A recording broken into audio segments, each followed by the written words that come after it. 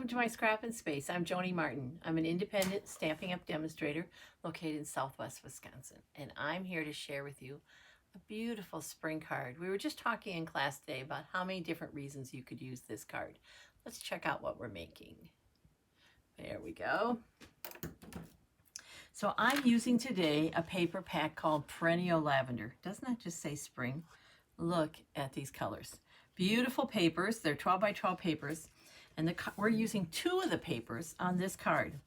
This is a great card design when you can't pick which paper you want, when you have options in your paper pack where one is clearly maybe more of a background and one is going to take center stage. This would be a great card. As we talked about in class, it would be lovely for Easter, Mother's Day.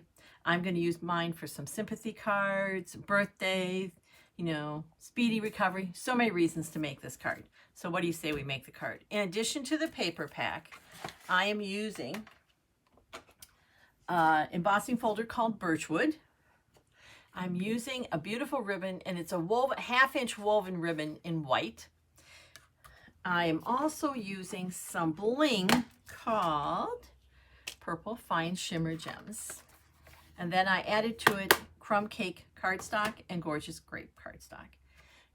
You can find directions, a supply list, everything you need on my Scrappin with Joni blog. So what do you say we get started and make a card? We're going to put the card we're working on up here kind of out of our way.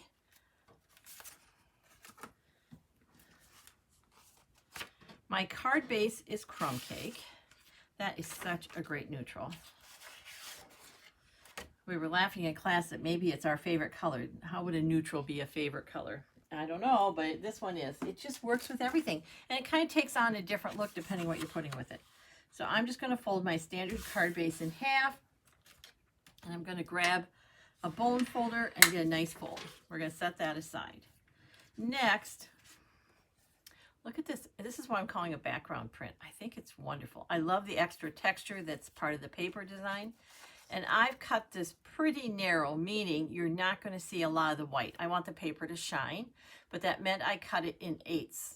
So this is 3 7/8 by 5 and 1/8. If that's not your way, you don't want to cut 1/8, you could cut it in 1/4 and you just see more of the white. Yes, and you have to decide not to use this beautiful print on the back. I know. I've made a ton of cards with that print though, so we can let the other side shine for a while.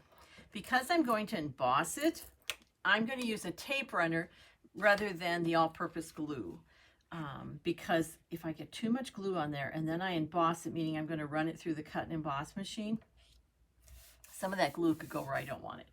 Let's make some room for our machine here on the table. And as I said, I'm using Birchwood. When I get a new embossing folder, I put the name, and this is what plates I'm going to use. So I'm going to use plates 1 and 4.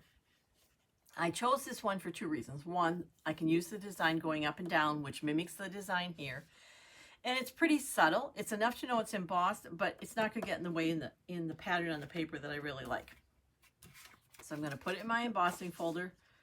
I like using the line that Stampin' Up gives me at the bottom. You don't have to, but what you want to make sure is that the fold is first and the Stampin' Up logo's on top. So let's grab our cut and emboss machine, and we're going to use plates 1 and 4.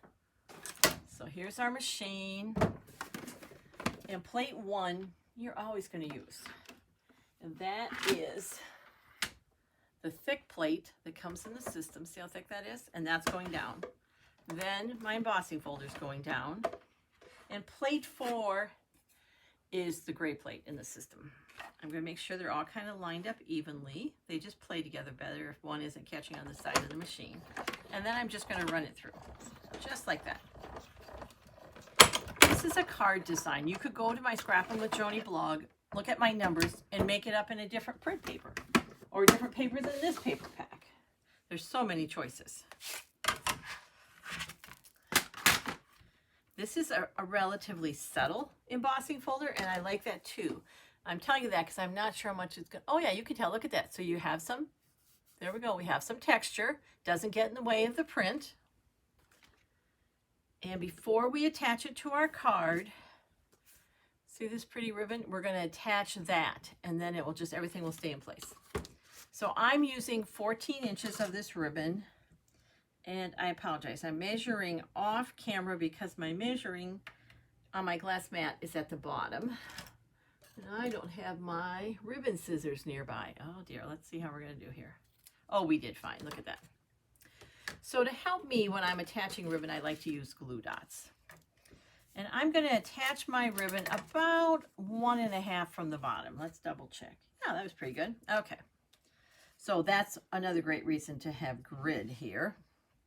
1.5 is 6 squares because there's 4 squares in an inch. 1, 2, 3, 4, 1, 2. I'm going to put it right there. Let's grab a glue dot. And we're going to put that roughly where we want the knot. So right there. As you can see, it's not rocket science. It doesn't have to be perfect. That's just a guide for me. Then I want my ribbon, I want to make sure my ribbon is flat on the back of my card.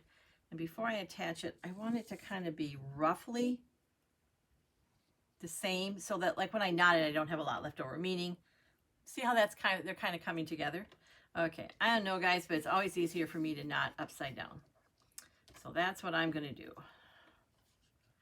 And I'm going to place the knot so it catches on that glue dot. And that kind of holds it in place as I do the second knot. I'm not making a bow.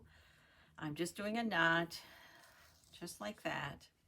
And I just want it, it's just going to go on each side of this, really the star of the show. So then I'm just going to trim it because I don't want it going off my card and it doesn't need to be real long. So that's going to go there. All right. That was easy. Now let's look at what I'm calling the star of the show. So pretty, isn't it? And I grabbed Gorgeous Grape really just to emphasize that beautiful purple in there. This is a great use of the multi-purpose glue because I have, again, a narrow mat and this will let me move it around. Primarily my glue is in the center. I don't want it too close to the edge because when I push it down, I don't want the glue going outside, you know, beyond here onto the card. So I'm going to set that there. There we go. Just like that. We're going to attach this to the card base, which we've already folded. This has some texture to it. So I'm going to use, again, the multi-purpose glue. While I love that tape runner, if you have some kind, almost any kind of texture, it's going to slide over the top and not attach. But with the glue, being pretty generous. And then while I'm back here, I'm going to just sneak a little glue underneath there too. That's going to make sure that ribbon doesn't migrate on me. Okay, let's open up our card base. I open up my card base for 2 reasons. 1, it's just easier to lie it flat and get it straight. And 2, I'm sure this hasn't happened to you, but I make sure I'm getting the card going the right way. So that, yeah, I have put my card upside down. But if it's open, I can see which is the front and where I'm at. So yes, this just works better for me. And there we go. And sometimes with this much texture, I'm going to push it and just push it from the back. Okay. Now, I mean, that's a pretty little card, but it isn't much until, look at what happens when we add this Gorgeous Grape here. The card kind of comes alive, doesn't it? So let's use some dimensionals and let's pop that up. If you haven't used dimensionals, they're like little pieces of foam, and you're just going to peel them off and attach them. Oh, it's running away from me here. To the back of your card. There we go. And 6 will be enough. 1 on each corner and 1 in the side will be plenty, unless you pull off a whole bunch at one time. There we go. These other 2 who want to join the game, they don't get to yet. They're going back. Now let's peel off the back of those, and we're going to contain the backings. They're really staticky, and so they want to stick to your clothes and your shoes, and they like to travel with you. I like to keep them here in my scrapping space. So my friend Jennifer taught me that if I put them in a bowl, they're not going to go anywhere. There we go. Whoa. Like so.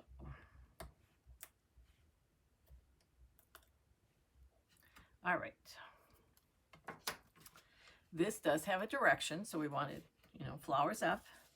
And then it's just kind of, I'm allowing about as much space top and bottom as I am from this side. There we go. Now I felt like it needed just a touch of bling. I think even a purple sympathy card it's okay to put a little bling on it. So I grabbed Purple Fine Shimmer Gems. If you haven't used these or haven't used these in a while, I would remind you that there are actually 3 shades of purple, and I'm going to go right here in the middle because that's the closest to Gorgeous Grape. I'm going to use 3 odd numbers or more, visually pleasing, and I'm going to put them in a roughly triangular shape, which just means that one of them is hanging out by themselves and the other 2 are closer together. Just like that.